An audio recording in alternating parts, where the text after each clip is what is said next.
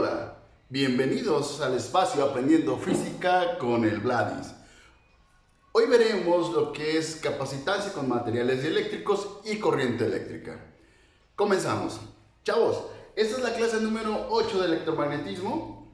Nos van a faltar, bueno, no importa, vamos a la clase 8, vamos a ver lo que es material dieléctrico. Un material dieléctrico realmente es un material aislante que se colocan entre dos placas. Tú la clase pasada ya habías visto lo que era un material, un capacitor. Habíamos visto capacitores de placas paralelas, placas paralelas y una distancia de entre placa y placa, pero estaban prácticamente en el vacío, en el aire nada más, y tenían un valor específico para esas condiciones. La situación cambia cuando tú entre placa y placa, si tienes una placa, es decir, yo tengo dos placas, entre placa y placa hay un vacío, se genera una capacitancia. Pero si entre placa y placa nosotros ponemos un material aislante, por ejemplo este plástico es un material aislante, entonces en esas condiciones, entre placa y placa tú tienes un material aislante, va a cambiar el campo eléctrico entre ellos y el voltaje. Cuando cambia el campo eléctrico y el voltaje, su capacitancia aumenta. Entonces un material eléctrico realmente es un material que es un aislante que se pone entre las placas y hace que la capacitancia aumente.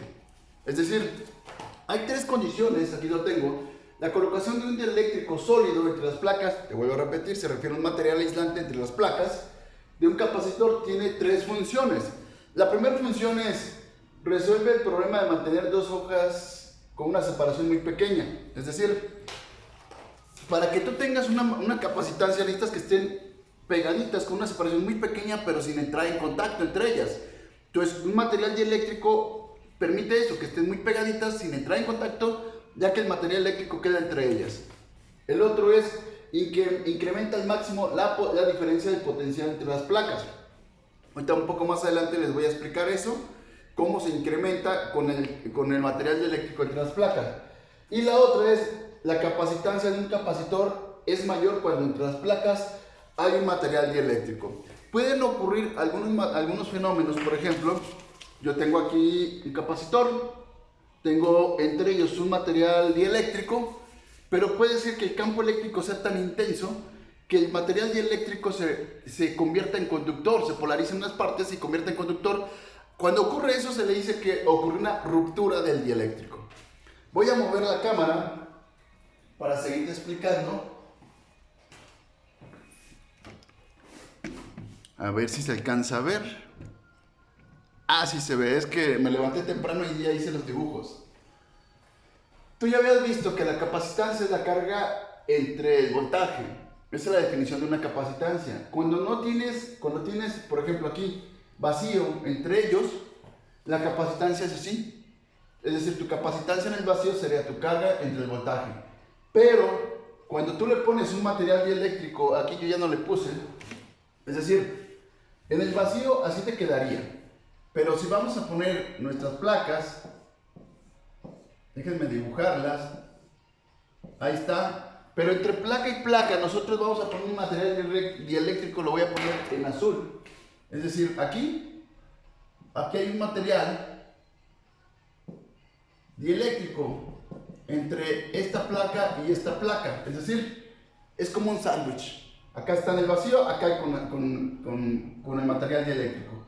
Entonces yo tengo aquí la carga positiva, acá tengo la carga negativa. Las cargas no cambian, lo que va a cambiar es el voltaje. ¿Qué va a pasar con el voltaje si yo le pongo un material dieléctrico, un material aislante? Pues lo que va a ocurrir es que tu voltaje se hace más pequeño, mira, más pequeño. Grande, pequeño. Entonces, si B es más pequeño, como está al inverso, se aumenta. Entonces, cuando yo le puse aquí el material dieléctrico entre las placas, el voltaje se hizo más pequeño y la definición, la capacitancia aumenta. Yo no lo hice más grande, lo voy a hacer más grande para que se note. Ya está grande. Pequeño, grande. Entonces, su voltaje disminuye y su capacitancia aumenta, comparado con la condición inicial, o sea, en el vacío. Hay otro dato más que debes de saber. El constante dieléctrico, la constante dieléctrica se obtiene dividiendo la capacitancia con el material dieléctrico entre la capacitancia en el vacío. Tú haces la división y te va a dar la constante dieléctrica, que es un número sin valor, sin unidades, perdón, no, sí tiene valor, sin unidades. Hay tablas de esto, tú puedes buscar tablas de constante dieléctrica y te van a salir para el vacío, para el vidrio, para plástico, para bla bla bla. Vidrio y todo eso se refiere a materiales que estén entre placa y placa. Esa es la manera que obtienes la constante dieléctrica, y la constante dieléctrica vale 1 en el vacío. Es decir, yo tengo una relación del campo eléctrico y la constante dieléctrica. Es decir, si está en el vacío, K vale 1 y me quedaría que el campo eléctrico es igual al campo eléctrico en el vacío. Si estás en el vacío. Pero si estás en un medio que no es el vacío, es decir, tú pones un material eléctrico y K te da otro valor, por ejemplo, déjame buscar el libro, te voy a dar un ejemplo de valores.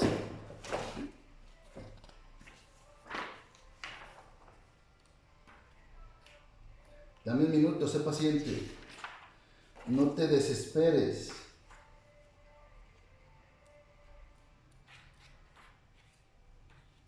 Ya la tenía, nomás que el libro se cierra.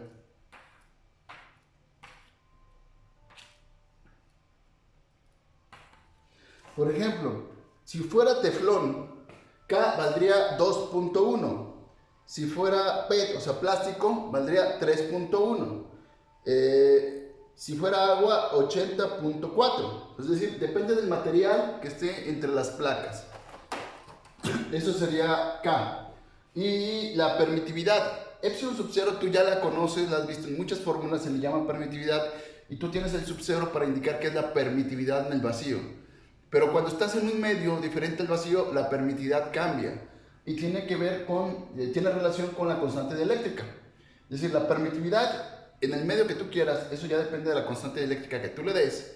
Por ejemplo, si estás en el aire, en el vacío, benceno, mica, vidrio, el vidrio vale de 5 a 10.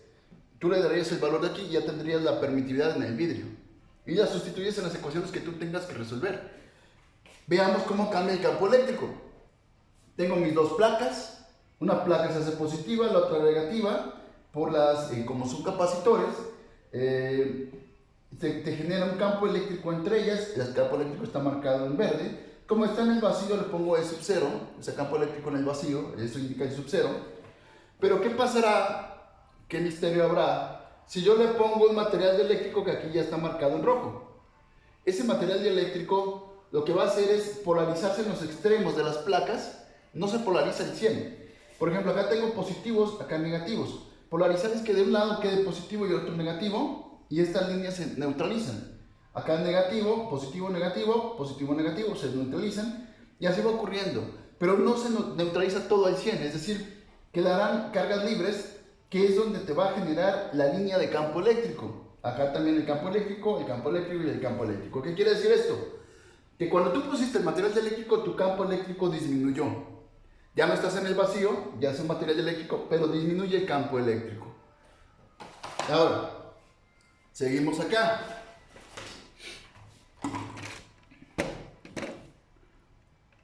Ahí están los formulazos. Por tiempo no voy a deducirlas. Te sugiero que me creas que así son. No me alcanza el tiempo. La capacitancia con material eléctrico se obtiene de esta manera. Es K, que es la constante dieléctrica, que se obtiene de esta manera, por la capacitancia en el vacío. Es decir, este no tiene unidades, acuérdate, solo es un múltiplo de esto, lo que te va a decir, va a ser más grande que este, tanto o más pequeño. K por epsilon sub 0, al sustituir C sub 0, al sustituir C sub 0, que vale esto que yo tengo aquí, me quedaría de esta manera. Pero K por epsilon sub 0, que es esto, es la permitividad en el medio, no en el vacío. Entonces te quedaría la permitividad en el medio por el área entre la distancia. El área de las placas se refiere y la distancia entre ellas. De esa manera yo calculo la permitividad, y la densidad de energía eléctrica en un dieléctrico es con esta formulita. Con eso dejamos eso. Vamos a ver lo que es corriente eléctrica. Voy a borrar de este lado, voy a mover la cámara.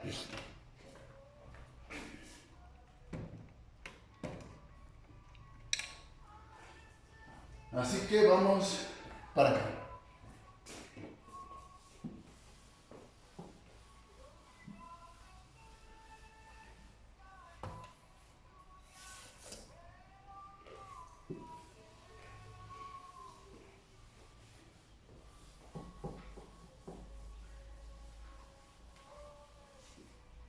Bien, seguimos. Quedamos que vamos a ver corriente eléctrica, un tamaño de acordeón, aquí está. De entrada, corriente se escribe así.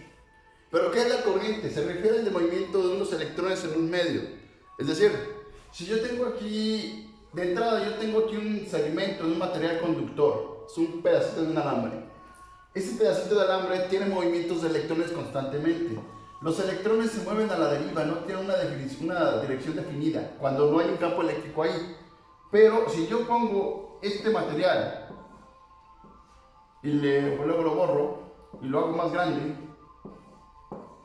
ahí está el segmento del cable. Pero dentro del segmento del cable yo voy a pasar un campo eléctrico dentro de él. Este sería mi campo eléctrico. Entonces, como yo tengo mi campo eléctrico, por definición, la corriente eléctrica siempre va a ir en la misma dirección del campo eléctrico. Lo que se mueve son los electrones, los protones no. Los protones están fuertemente agarrados al núcleo, acuérdate de eso, entonces se quedan ahí, al núcleo del átomo. Lo que se va a mover son los electrones. Los electrones se mueven al azar, pero cuando hay un campo eléctrico se van a mover con cierta tendencia en una dirección. Si inició su movimiento aquí, termina acá. De aquí para acá sería su velocidad de deriva. La velocidad de deriva es muy lenta, no creas que los electrones viajan a la velocidad de la luz. Cuando tú accionas un interruptor en tu casa, que es mi casa por educación, lo que se establece casi a la velocidad de la luz dentro del cable es el campo eléctrico. Pero los electrones no se mueven a la velocidad de la luz, se mueven súper lentos dentro del cable. A eso se le llama velocidad de deriva. Es decir, se mueven al azar, pero en promedio se desplazaban en cierta dirección. Esta sería tu velocidad de deriva, velocidad con respecto al tiempo al desplazarse cuando hay un campo eléctrico ahí. Ahora, la corriente eléctrica tú la puedes definir como la derivada de la corriente con respecto al tiempo. Esto es cuando la corriente no es constante, pero si hablas de que es constante, pues sería como la carga por unidad de tiempo. Como unidades, la carga te da en coulomb, tiempo te da en segundos, estas son unidades de amperes. Es decir, coulomb por segundo te da unidades de amperes. Así es como se define el campo eléctrico. Te voy a poner acá un formulazo.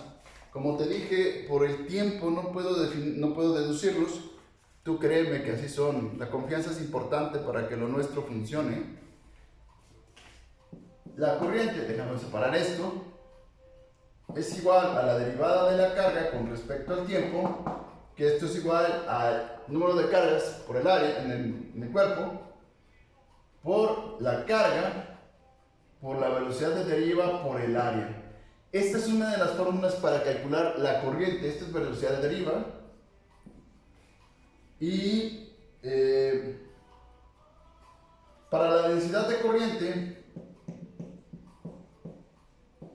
que alguien pudiera estar pensando, bueno, ¿qué es la densidad de corriente? Se refiere a la corriente por la densidad de área, por unidad de área, es decir, se denota con J, es la corriente por unidad de área. ¿A qué área nos referimos? Al área transversal del conductor, a esto que marqué con azul. Esta sería tu área y es el área que nos estamos refiriendo aquí y acá. Es el área transversal. Que esto sería igual a esto que yo tengo aquí, pero si yo lo sustituyo sería N por Q por velocidad de deriva. Esto es mi densidad de corriente. Pero esto también puede ser vectorial, es decir, tu densidad de corriente de manera vectorial sería N por Q por la velocidad de deriva, donde la velocidad de deriva es el vector. Este es el vector de la densidad de corriente. Entonces, con eso terminamos hasta aquí. Llevamos ya esta corriente. La próxima semana veremos lo que es resistencia y la fuerza electromotriz, o sea, la FEM, y empezaremos a resolver problemas de circuitos eléctricos.